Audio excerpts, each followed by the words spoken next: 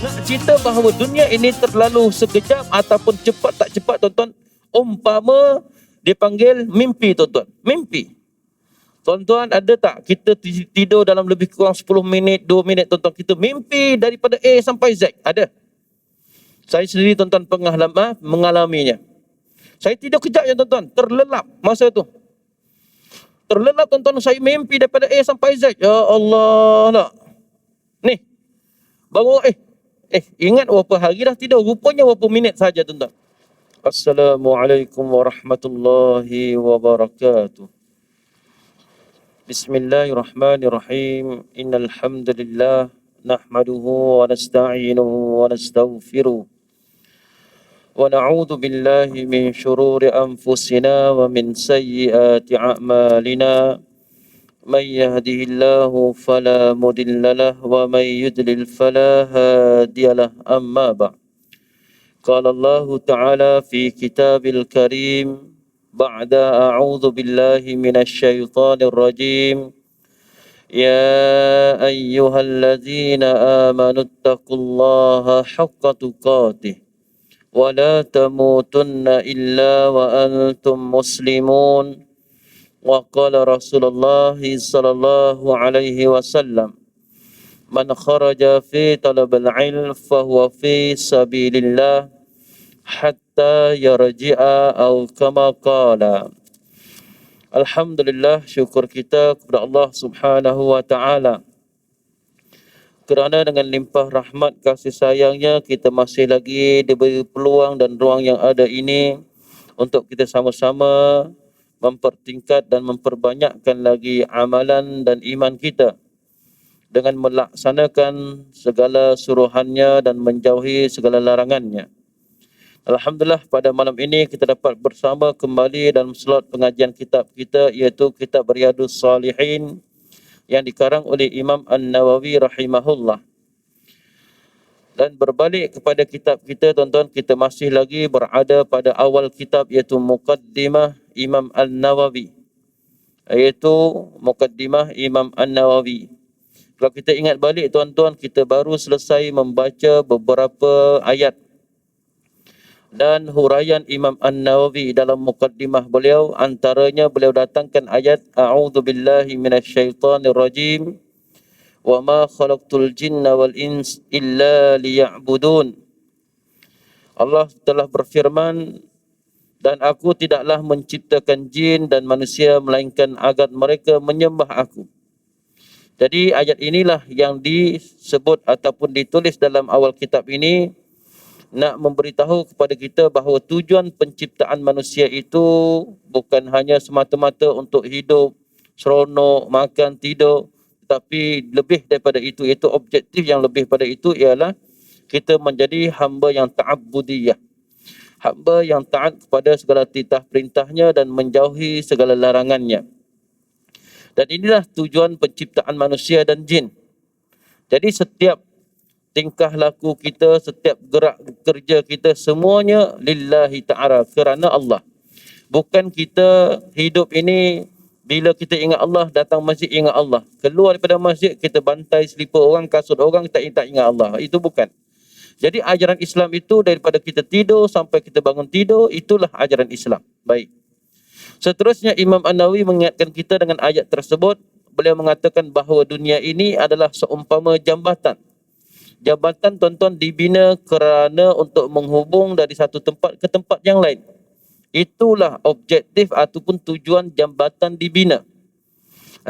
Jadi dia kata dunia ini umpama jambatan. Maknanya apa? Maknanya tuan-tuan, hanya sementara. Kita lalu jambatan tuan-tuan tak lama tuan-tuan, hanya beberapa minit. Kalau panjang tu mungkin dalam 15 minit, 20 minit. Dan tak pernah lagi ada orang yang nak tinggal di atas jambatan. Dia nak pergi kampung sebelah tuan-tuan, tiba-tiba nampak jambatan cantik, dia nak duduk atas jambatan pula. Tak ada lagi. Kecuali orang-orang yang majnun ataupun gila sahaja. Baik. Seterusnya tuan-tuan, beliau datangkan ayat-ayat ni kita baca bulan lepas dan kita baru sempat dalam 2 baris tuan-tuan. Jadi pada malam ini kita sambung lagi. Yang mana ayat tersebut muka surat 28. A'udzu billahi minasyaitonir rajim.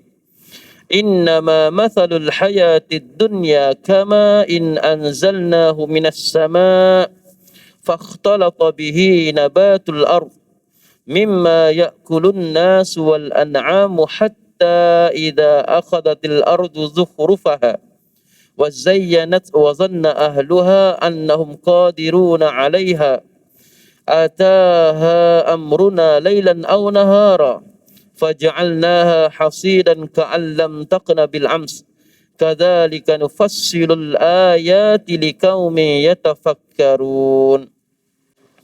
Surah Yunus ayat 24, yang bermaksud sesungguhnya perumpamaan kehidupan dunia itu adalah seperti air hujan yang kami tuangkan dari langit lalu tumbuhlah dengan suburnya kerana air itu tanaman bumi.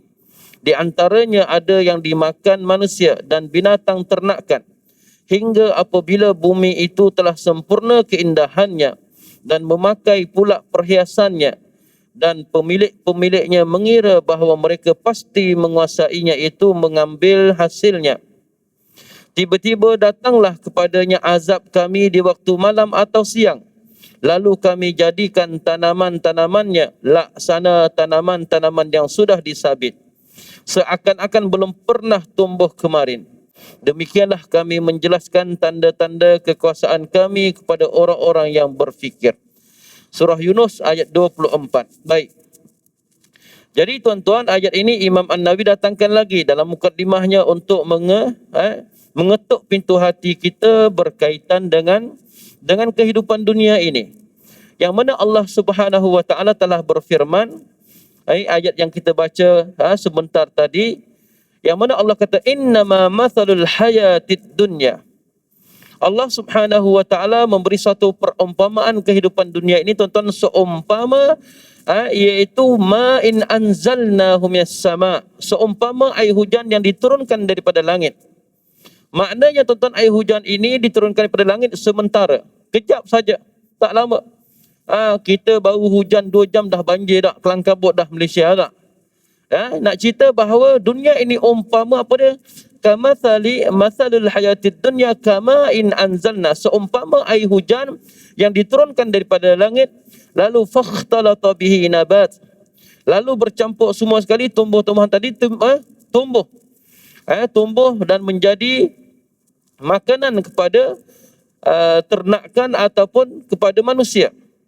Hatta idza akhadatil ardh, sehingga mereka sehingga lengkap semua sekali zuhrufaha, dengan keindahannya. Lalu bila air hujan turun tuan-tuan, tumbuhlah tumbuhan tadi. Macam-macam tumbuhan, macam jenis tumbuhan, macam-macam buah-buahan yang boleh kita ambil. Wa dhanna ahluha, tuan-tuan kita berhenti dekat situ. Dekat sini. Wa dhanna ahluha annahum qadiruna. Lalu tuan-tuan, orang-orang pemilik kebun ni dia bersangka bahawa esok nanti dia akan petik buah-buah hasil yang ditanam tadi, yang tumbuh daripada hasil air hujan tadi. Qadiruna 'alaiha ataha amruna lailan aw nahara. Lalu tuan-tuan, esok-esok tu tiba-tiba malam tu dah kena dah bala. Allah datangkan, ulama kata dalam tafsir Ibn Kathir, Allah datangkan angin ribut yang mana angin tersebut dingin ataupun sejuk sehingga tumbuh-tumbuhan tadi hancur habis, kering kontang, jadi busuk buah-buahan tadi. Apa tuan-tuan? Faja'alnaha hasiran ka'lam taqnal bil ams. Seolah-olah tuan-tuan, tanaman yang mereka jaga tadi, yang mereka cuba tanam tadi, seolah-olah dah tak pernah tanam. Maknanya apa tuan-tuan? Ayat ini nak bagi tahu kepada kita bahawa dunia ini umpama air hujan yang diturunkan lalu tumbuhlah tumbuhan tadi, dan orang yang tanam tanaman tadi tuan-tuan, dia ingat dapat mengambil hasil dia. Esok dia kata alhamdulillah jadi kaya dah kita. Tanaman kita dah jadi subur. Esok nanti kita petik kejuat. Bangun-bangun besok Allah kena banjir tuan-tuan, habis. Ya Allah, seolah-olah tak pernah dia tanam. Tuan-tuan, sama juga dengan sahabat saya. Dia bela ikan di Sungai Pahang. Dia bela ikan Sungai Pahang, dia bela pula ikan yang mahal. Bukan siakap tuan-tuan. Bukan siakap. Hari ni kita nak sebut siakap pun rasa gerun tuan-tuan. Jangan. Dia bela ikan baung tuan-tuan. Ikan baung ni lebih mahal daripada ikan patin. Dan baung ni pun ada jenis-jenis tuan-tuan. Ada buang buah, ada buang apa benda lah tuan-tuan. Ada putih tuan-tuan. Jangan main-main tuan-tuan. Jangan petik. Saya nak baung 5 ekor. Jangan tuan-tuan. Takut-takut tak balik rumah tuan-tuan. Rupanya basuh pinggang kat kedai tersebut lah. Sedap bukan main lagi makan tadi. Rupanya tak balik rumah tuan-tuan. Tak. Dan ada ikan yang sekilonya 100, 200 tuan-tuan ada. Baik. Jadi tuan-tuan, kawan ni dia bela ni sebab apa ikan baung mahal tuan-tuan? Kerana jarak masa nak ambil hasilnya lama. Kalau ikan patin lebih kurang 8 bulan, 9 bulan boleh kita ambil jual. Tapi baung ni bertahun baru kita boleh tangkap jual. Jadi sebab itu dia mahal. Dia kata sampai masanya sangka ni berapa sangka tuan-tuan, alhamdulillah dah besar-besar, dah tunggu masa saja nak jadi jutawan tuan-tuan. Tiba-tiba ingat tak tahun bila Pahang dibanjir? Banjir besar tuan-tuan. Habis. Ikan patinnya bukan ikan patin, ikan baungnya habis mati tuan-tuan. Sebab ikan sungai ni tuan-tuan, bila air yang tak cantik, air macam-macam tuan-tuan, air laju pula tuan-tuan. Jadi ikan tu mati tuan-tuan. Mati habis tuan-tuan, bukan satu sangka, semua sangka dia. Dia kata aku rugi lebih kurang dekat 300-200 ribu dia kata. Kenapa dia cerita kat saya tuan-tuan? Saya dah lama tak jumpa dia. Bila jumpa dia kurus tuan-tuan, orangnya badan besar sikit, tiba-tiba kurus. Saya kata, oh hebat mu boleh diet macam ni tak? Dia kata hebat apanya? Ni, yelah nampak kurus. Kau tak, aku kurus ni bukan sebab aku diet. Sebab aku tak makan nasi, tak lalu makan nasi. Kenapa? Aku nak jadi gila dah dia kata. Tiba-tiba aku rugi lebih kurang 200-300 ribu. Nak kata tuan-tuan, sekelip mata sahaja Allah tarik. Begitulah tuan-tuan, Allah Subhanahu Wa Taala memberi suatu pengajaran atau suatu peringatan bahawa dunia yang kita hidup di atas ini tuan-tuan, dia tak lama. Lama tak lama seumpama tumbuh-tumbuhan yang tumbuh, kita nak ambil hasil tiba-tiba tak ada. Yang kedua tuan-tuan, nak cerita bahawa dunia ini terlalu sekejap ataupun cepat tak cepat tuan-tuan, umpama dipanggil mimpi tuan-tuan. Mimpi. Tuan-tuan, ada tak kita tidur dalam lebih kurang 10 minit, 2 minit tuan-tuan, kita mimpi daripada A sampai Z? Ada. Saya sendiri tuan-tuan mengalaminya. Saya tidur kejap je tuan-tuan, terlelap masa tu. Terlelap tuan-tuan, saya mimpi daripada A sampai Z. Ya Allah nak. Ni, bangun ingat berapa hari dah tidur, rupanya berapa minit saja tuan-tuan. Dan pernah ada cerita tuan-tuan, ada seorang kawan ni, zaman dulu tuan-tuan. Sama ada cerita ini, cerita bohong atau cerita palsu, wallahu alam. Tapi saya dapat daripada tok guru pondok saya. Cerita yang tuan-tuan, 2 orang lelaki ni dia pergi jala tuan-tuan, jala ikan. Bukan ikan siakap tuan-tuan, ikan biasa-biasa. Dia jala tuan-tuan. Jadi bila jala tuan-tuan tarik, jala dilekat dengan kayu kat bawah dalam sungai tu. Jadi nak tak nak dia kena ada seorang pegang, seorang terjun masuk dalam air, ambil jala tadi. Kalau tarik habis koyak. Jadi kau kata, "Mat, tolong aku pegang, aku nak menyelam lah." Apa sangkut apa benda tak tahu. Dia pun menyelam tuan-tuan. Masa dia menyelam tuan-tuan, tak tahu dah dia mimpi macam mana. Boleh mimpi tuan-tuan. Dia mimpi masa menyelam tu, dia jumpa ikan duyung cantik, jatuh cinta, mereka berjaah, kahwin, dapat anak tuan-tuan. Bayangkan. Dapat anak sampai daripada cinta, kahwin, lalu dapat anak. Dia naik balik tuan-tuan, dia blur macam tu tak. Kau kata, kau okey tak ni? Blur pelik ni. Dia kata, aku berapa lama aku duduk dalam air? Engkau cakap apa? Berapa lama apa? Tak sampai berapa minit. Kenapa? Tanya-tanya dia tuan-tuan, dia kata, aku mimpi. Dia kata, tak tahulah mimpi ke tak. Dia kata, masa aku terjun tadi, kehidupan aku dah berubah. Aku jatuh cinta dengan seekor ikan duyung. Lepas tu aku kahwin, aku dapat anak. Allah tuan-tuan, nak cerita. Sama juga tuan-tuan, ada kawan ni tuan-tuan. Masuk orang khutbah tuan-tuan, khutbah Jumaat. Tuan-tuan, time khutbah Jumaat lah, time paling serak.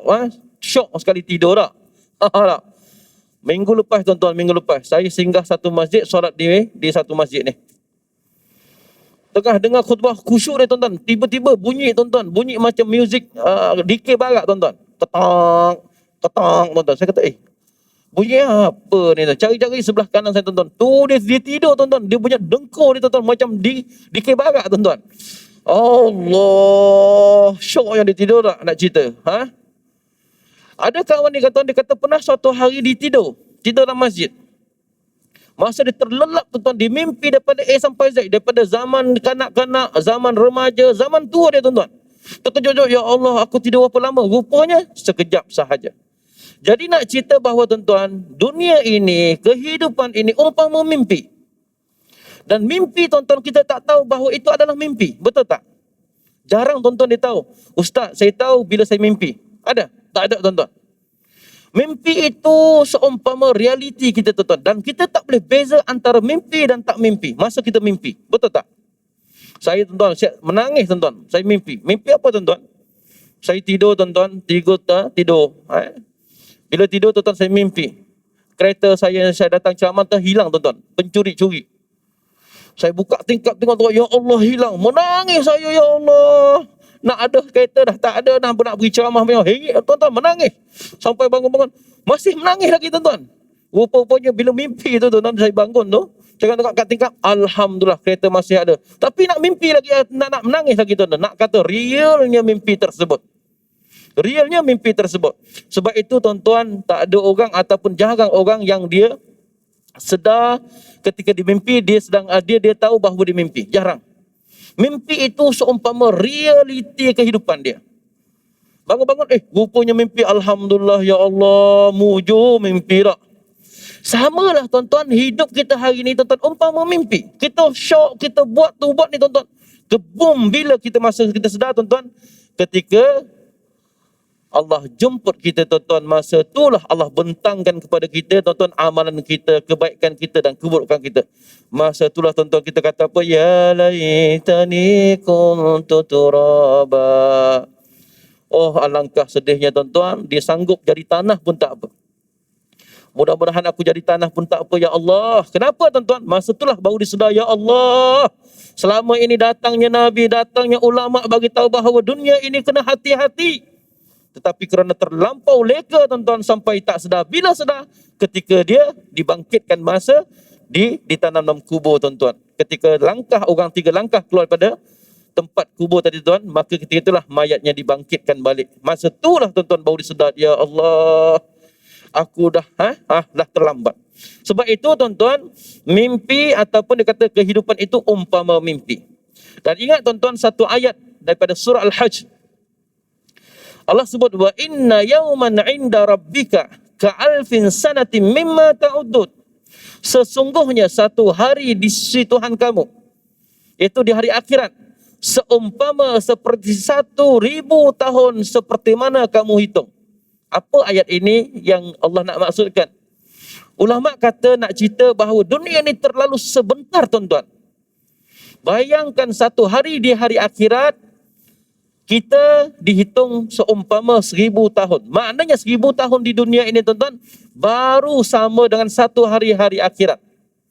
Nak lebih faham tuan-tuan, Syekh saya kata macam ni nak lebih faham. Sekiranya kita tinggalkan solat satu waktu, Allah azab kita contoh satu hari cukup. Di alam, di neraka tuan-tuan.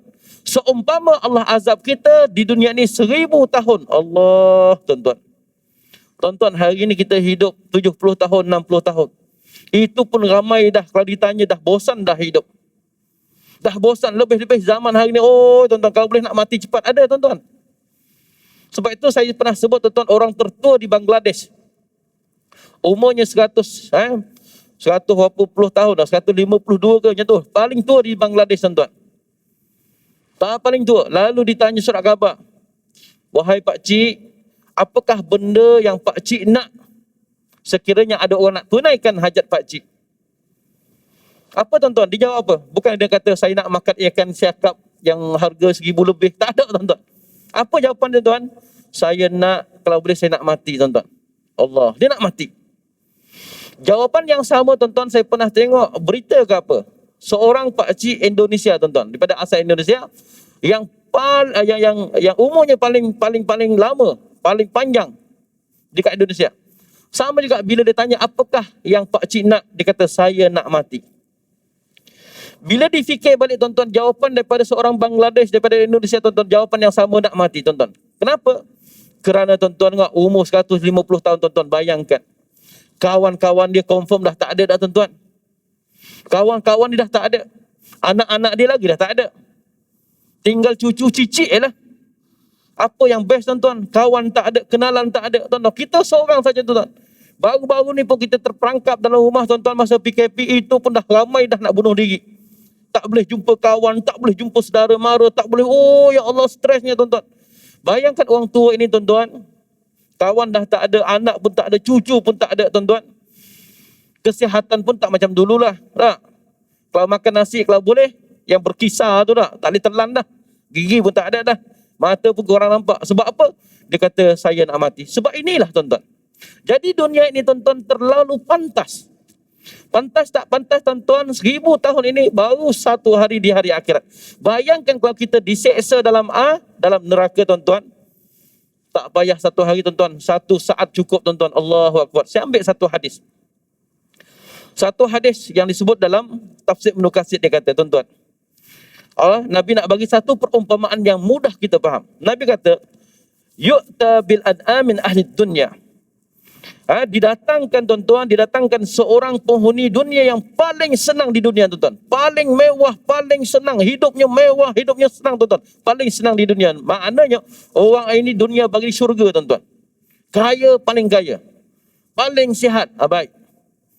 Lalu tuan-tuan apa dia? Fayuk emas finnar ghamsatan. Lalu tuan-tuan pada hari akhirat tuan-tuan, Allah celup dia. Celup dia dalam neraka satu celupan, tarik dia balik. Orang ini orang yang paling senang di dunia, orang yang paling kaya, orang yang paling sihat di dunia tuan-tuan. Lalu pada hari akhirat Allah celup dia, tarik balik. Thumma yuqalu lahu, lalu dikatakan kepada mereka, dia kepada dia. Hal ra'aita khairan qat? Adakah semasa kamu hidup di dunia hari itu senang tak hari itu? Seronok tak? Tuan-tuan sepatutnya jawapan dia kata, ya saya sangat senang. Hari itu saya boleh buat apa, nak beli barang apa, saya niat pun dapat dah. Nak kata dia paling senang. Apa jawapan dia tuan-tuan? Malah dalam kurungan dia kata, hal marra bika na'imukat. Kamu rasa nikmat tak hari itu semasa kamu hidup dunia dulu? Fayaqulu la. Tidak wahai Allah, tidak. Sedangkan tuan-tuan, dialah orang yang paling diberi kesenangan, paling diberi nikmat tuan-tuan. Bila dicelup saja dalam neraka, celup tuan-tuan, celup tarik balik. Sekali celupan. Bila ditanya senang tak hari itu di dunia, dia kata tak pernah aku rasa senang ya Allah. Kenapa tuan-tuan? Kerana kesenangan selama ini dia hidup selama ini di dunia tuan-tuan. Bila dia kena sakit tuan-tuan, dia hilang kelazatan, hilang kenikmatan yang selama ini dinikmati. Kenapa? Sebab dia diseksa oleh api neraka. Kerana pedihnya, dahsyatnya api neraka tersebut sampai dia tak ingat dah kesenangan dia. Baik. Wa yu'ta bi asyaddin nas azaban fid dunya. Lalu orang yang kedua tuan-tuan, orang yang kedua ini orang yang paling sengsara di dunia ini tuan-tuan. Macam-macam azab, macam-macam bala, macam-macam ujian, macam-macam cobaan Allah uji dia. Isteri baru meninggal, anak pula meninggal. Lepas tu dia pula sakit kanser. Oh tuan-tuan, ada. Kita dengar kisah dia tuan-tuan, kita rasa ya Allah, ada juga orang macam ni ya Allah tuan-tuan. Kita ingat dah terseksa tuan-tuan, tak? Kita ingat Allah dah uji kita macam-macam dah. Kenapa? Sebab baru ni bos potong gaji kita RM5 tuan-tuan, daripada RM50,000. Oh, kita rasa terseksa tuan-tuan. Kan ada kat Jepun tuan-tuan, bos dia potong gaji RM2.5 kak, dia saman balik 2 juta lebih tak? Tak?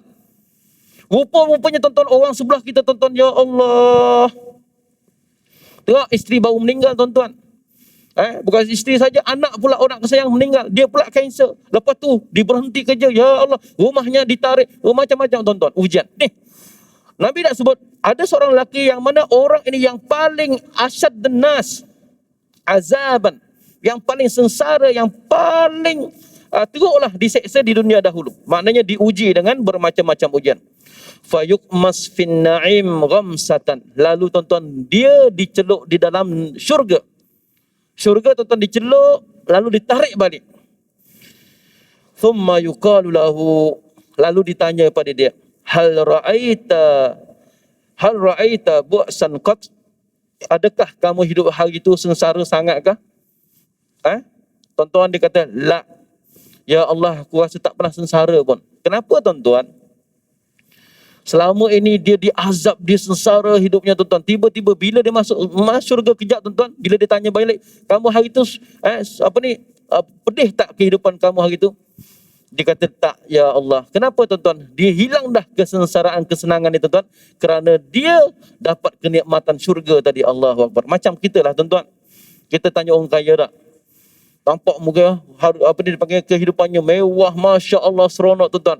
Rupanya kata, Ustaz, nampak saya senang macam ni Ustaz. Dulu ni Ustaz, saya menumpang rumah orang Ustaz. Naik kancil pun tak ada duit nak letak minyak Ustaz, nak kata. Tapi hari ni dia tak ingat dah tuan-tuan kesengsaraan, kesusahan dia. Sebab apa? Dia senang. Begitulah tuan-tuan ahli syurga tadi, bila Allah celup dia sahaja dalam syurga, dia tak ingat dah kehidupan ujian semasa dia hidup di dunia dahulu.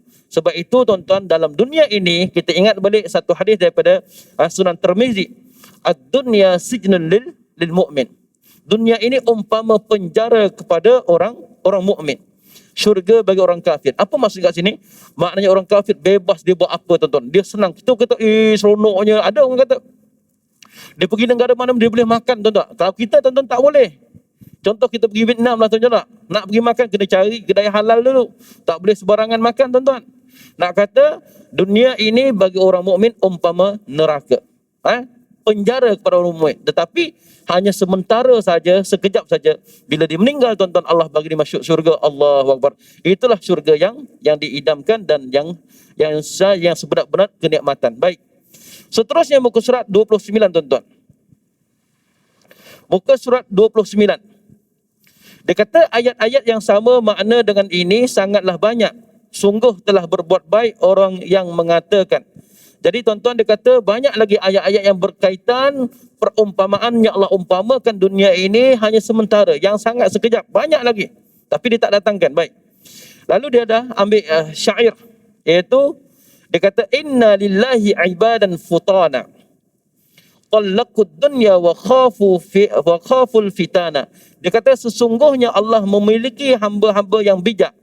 Mereka menceraikan dunia dan takut kepada fitnah. Jadi tuan-tuan, ada orang di dunia ni tuan-tuan yang bijak, iaitu hamba Allah yang bijak, futana.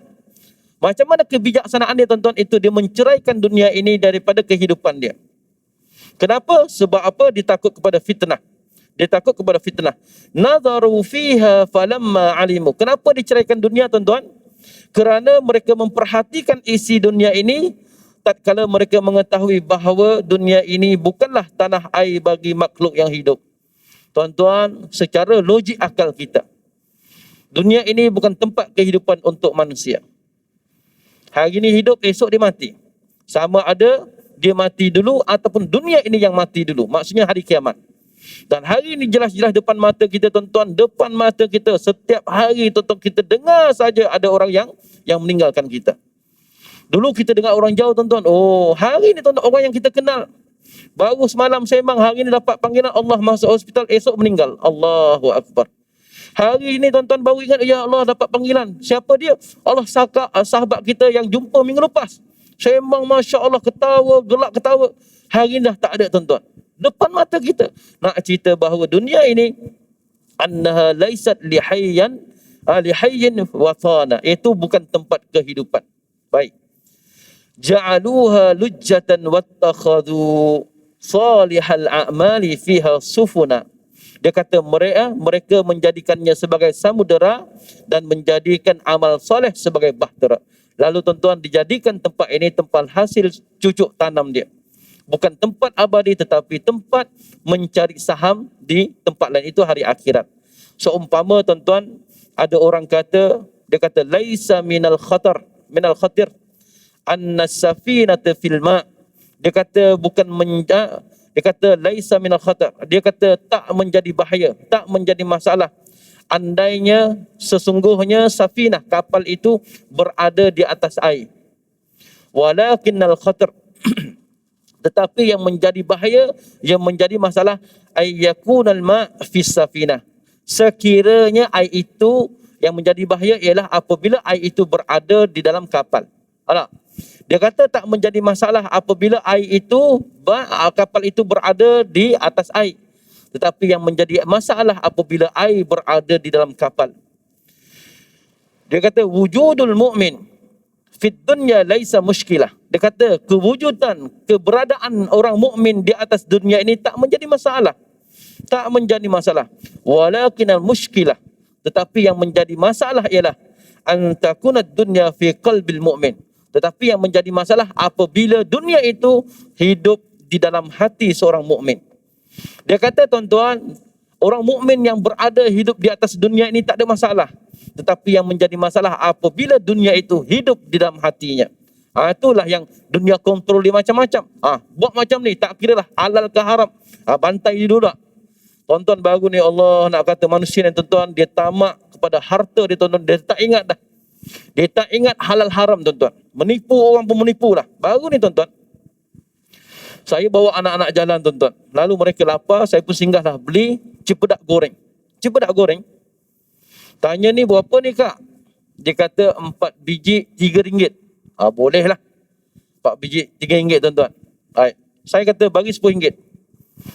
Bagi RM10 dia pun bungkus. Saya pun teruslah perjalanan dan saya makan. Makan tuan-tuan, makan keluarkan balik tuan-tuan, biji cipedak tu separuh tuan-tuan. Ada separuh je. Saya kata mungkin cipedak tadi mungkin tersalah potong ke, ada separuh. Rupanya tuan-tuan, isteri saya makan, anak saya makan, semuanya separuh tuan-tuan, bukan sebiji. Allah jahat tuan-tuan.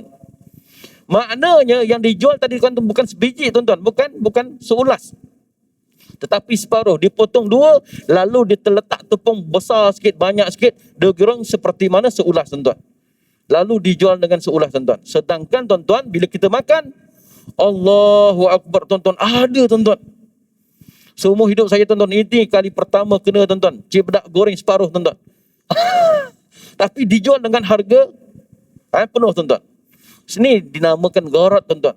Gharat maknanya tuan-tuan, nak kata tipu bukan, nak kata dia tak tipu bukan. Ni gharat. Ada unsur-unsur menipu dalam perniagaan. Kita ingat tuan-tuan satu hadis. Nabi kata at-tajir siddiq wal amin.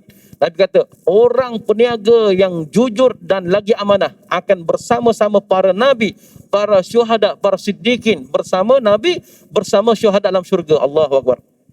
Peniaga Nabi kata bersama nabi dalam syurga, dengan syarat dia jujur dan amanah. Tapi tuan-tuan, nak cari dua syarat ini tuan-tuan cukup susah.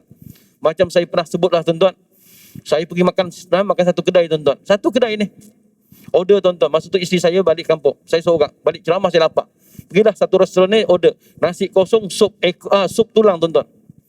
Alhamdulillah sampai tuan-tuan, makan suap nasi, hirup sup, sedap tuan-tuan. Lalu tuan-tuan nak cari daging tuan-tuan. Saya cari daging tuan-tuan, ya Allah tak jumpa daging tuan-tuan. Walaupun sekecil ni tuan-tuan tak ada. Semuanya tulang bersih, licin tuan-tuan. Macam polis pula tuan-tuan. Licin tuan-tuan. Allahu Akbar. Saya nak panggil dia, kata, "Dek, apa sal sup ni tak ada daging?" Kan dia kata, "Dah, encik order sup tulang, takkan saya nak bagi daging tuan-tuan." Ya Allah, secara adat tuan-tuan, kita order sup tulang, bukan tulang datang. Adalah daging lekat-lekat kat tulang, ni tak ada tuan-tuan, langsung tak ada. Ni dipanggil gharat tuan-tuan, gharat. Nak kata tak tipu, kita rasa ditipu. Sama juga tuan-tuan, saya kata ni air mineral. Biasa kita beli tuan-tuan satu botol ini RM1 tuan-tuan. Mana-mana kedai. Tiba-tiba kedai tu baru siap, dibuat banner besar tuan-tuan, ditulis satu sempena pembukaan kedai kami buat promosi. Satu botol mineral 50 sen sahaja. Kita pakak beli tuan-tuan. Ada yang nak beli beberapa kotak nak letak masjid. Bila dah bayar, angkat kat kotak, apa saringan ni? Buka-buka, ada botol. Buka-buka, ya Allah, air tak ada tuan-tuan. Air tak ada.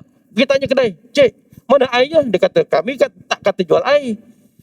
Tuan-tuan, kami tak kata jual air, kami kata satu botol mineral 50 sen. Kami tak kata satu botol air mineral. Tuan-tuan, kita rasa tertipu tak tuan-tuan? Kita rasa ya Allah. Tapi nak kata ditipu tak? Dibaca dekat, cuba cik baca betul-betul, ada tak saya tulis situ air? Saya tak kata botol tuan-tuan. Ni dipanggil gharat tuan-tuan. Hari ni tuan-tuan, perniagaan banyak ada melibatkan unsur-unsur gharat. Bila tuan-tuan, bila pelanggan dia beli, dia rasa tak puas hati. Macam tadi lah tuan-tuan, saya beli cipedak tadi tuan-tuan. Ya Allah, geram pun ada. Sampai isteri saya yang sabar tuan-tuan kata, tak berkat betul makcik ni jual. Allahu Akbar tuan-tuan, bayangkan. Boleh dipotong separuh tuan-tuan, digoreng, lepas tu dia buat biji pula tu. Sepatutnya bagi tahu ni bukan cipedak sepenuh ni, separuh saja. Allahu Akbar. Baik. Jadi nak cerita manusia ni tuan-tuan, bila dunia masuk dalam jiwanya, maka dunia itulah yang akan mengawal dia. Bila dunia mengawal kita tuan-tuan, kita tak sedar itu haram, itu halal, atau kita sedar, kita abaikan. Itu yang masalah. Baik. Seterusnya tuan-tuan, dia kata, jika kewujudan dunia adalah seperti apa yang telah saya kemukakan tadi, dan keadaan kita serta tujuan kita diciptakan adalah seperti apa yang telah saya jelaskan di atas, maka sudah semestinya bagi setiap mukallaf untuk membawa dirinya ke jalan orang-orang pilihan dan meniti jalan orang-orang yang memiliki akal. Jadi tuan-tuan, setelah Imam Auni dah terangkan tentang kewujudan dunia, tentang kewujudan objektif tujuan kita tuan-tuan, maka ternyatalah bahawa ini tempat, bukan tempat yang kekal, tempat hanya sementara waktu. Jadi dia kata hendaklah kita menjadi orang yang memiliki akal yang waras. Sebab itu Nabi kata, apabila ditanya oleh sahabat tanya, ya Rasulullah, manil aqyas? Siapakah di kalangan kami yang paling bijak, yang paling pintar, yang paling pandai? Lalu Nabi kata, orang yang paling pandai dan paling pintar di kalangan kamu ialah orang yang sentiasa ingat mati dan dia buat persiapan untuk menghadapi hari hari tersebut. Nak cerita bahawa orang yang pandai tuan-tuan ialah dia sentiasa memilih hari akhirat, seimbangkan dunia dan akhirat, dan dia tidak akan lupa hari akhirat. Baik. Seterusnya tuan-tuan, dia kata, sedia menghadapi apa yang telah saya sebutkan dan memperhatikan apa yang telah saya ingatkan. Cara yang paling benar dan jalan yang paling lurus untuk itu adalah menghiasi diri dengan hadis-hadis yang sahih dari junjungan Nabi Muhammad, dari Nabi kita Muhammad sallallahu alaihi wasallam, penghulu orang-orang terdahulu dan orang-orang yang datang kemudian. Baik. Jadi tuan-tuan, supaya kita dapat mengelak daripada fitnah dunia ini, antaranya lah dia kata, hendaklah kita menghiasi diri kita dengan hadis-hadis sahih. Alhamdulillah tuan-tuan, kitab ini masya-Allah, kalau kita pergi mana-mana masjid dan pergi mana-mana negara tuan-tuan, pasti akan orang kenal Riyadhus Salihin. Sebab apa tuan-tuan? Kitab ini sebagai panduan bacaan kita seharian. Sebab itu tuan-tuan, alhamdulillah, dia kata, jadikanlah hadis Nabi itu sebagai perhiasan diri kita. Sebab apa tuan-tuan? Nabi kata, taraktu fikum amrayni lan tadillu. Nabi kata, aku tinggalkan kepada kamu dua perkara dan kamu tak akan sesat. Kamu tidak akan sesat selama-lamanya. Al-Quran wa sunnati. Jadi alhamdulillah tuan-tuan, kita boleh baca hadis ini tuan-tuan.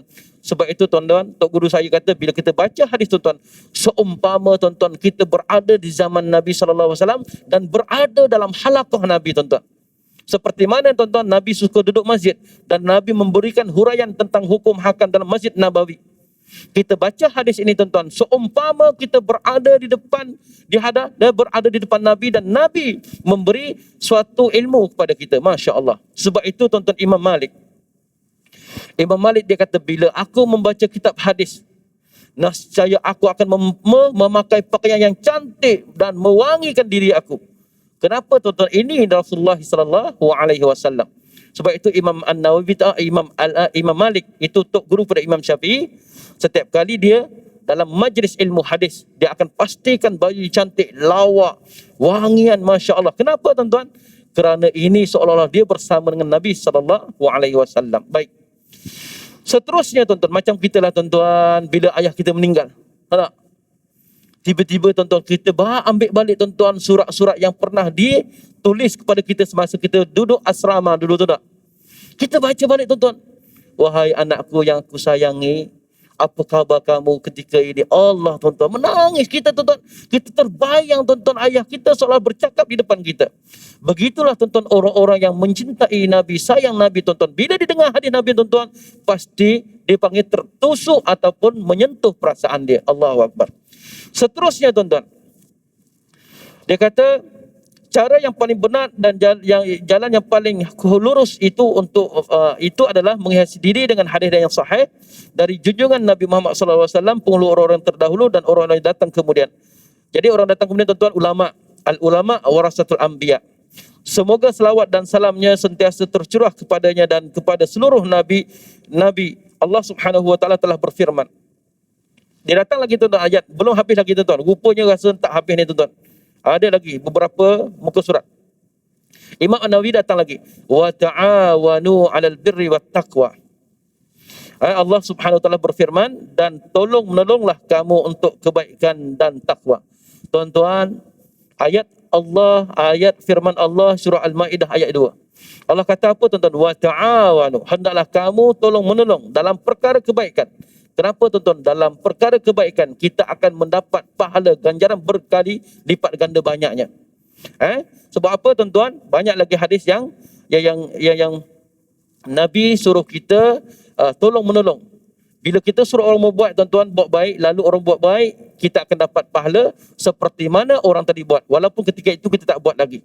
Sebab itu yang pertama sekali, hendaklah tolong menolong dalam perkara yang membawa kebaikan, bukan sebaliknya. Anas, ada satu hadis daripada Anas, dia kata, Nabi kata, unsur akhaka zaliman aw mazluman. Nabi kata, membantulah saudara kamu ketika dia dizalim dan ketika dia menzalimi orang lain.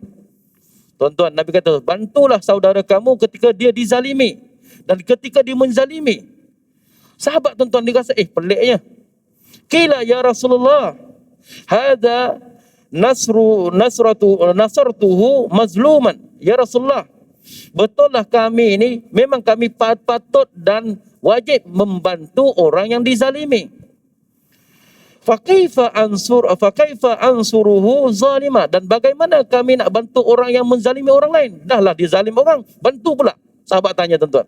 Nabi kata, bantulah saudara yang dizalimi dan menzalimi. Sahabat kata, ya Rasulullah, memang patut kami membantu orang yang dizalimi, tapi bagaimana orang yang menzalimi? Orang yang zalim ke orang. Nabi kata, iaitu qala tamna'uhu minaz-zal fadzaka nasruka iyyahu. Nabi kata, kamu dah faham membantu orang yang dizalimi, memang kamu faham, tapi bagaimana nak bantu orang yang menzalimi orang lain? Itu dengan cara kamu mencegahnya. Nampak dia zalim kat orang, jangan buat macam ni, tak boleh ni. Itu cara nak bantu orang menzalimi orang lain. Ni Nabi nak sebut. Seterusnya tuan-tuan, dalam hadis Nabi SAW bersabda, ni dalam kitab dalam mukaddimah Imam An-Nawawi disebut, wallahu fi aunil abdi ma kana abdu fi auni akhi. Tuan-tuan, kenapa kita disuruh bantu orang lain? Pertama, ada satu hadis Nabi kata, dan Allah pasti menolong seorang hamba selagi hamba itu mahu menolong saudaranya. Baik tuan-tuan, hadis ini insya-Allah kita akan bincang pada bulan seterusnya, yang mana Nabi sebut siapa yang membantu saudaranya pasti akan dibantu oleh Allah Subhanahu wa taala. Jadi tuan-tuan, saya rasa setakat ini saja. Insya-Allah kita jumpa lagi, temu lagi di bulan hadapan insya-Allah. Apa yang baik itu datangnya daripada Allah Subhanahu wa taala. Yang lemah dan kurang itu datangnya daripada kelemahan diri saya sendiri. Wabillahi taufiq wal hidayah. Wassalamualaikum warahmatullahi wabarakatuh.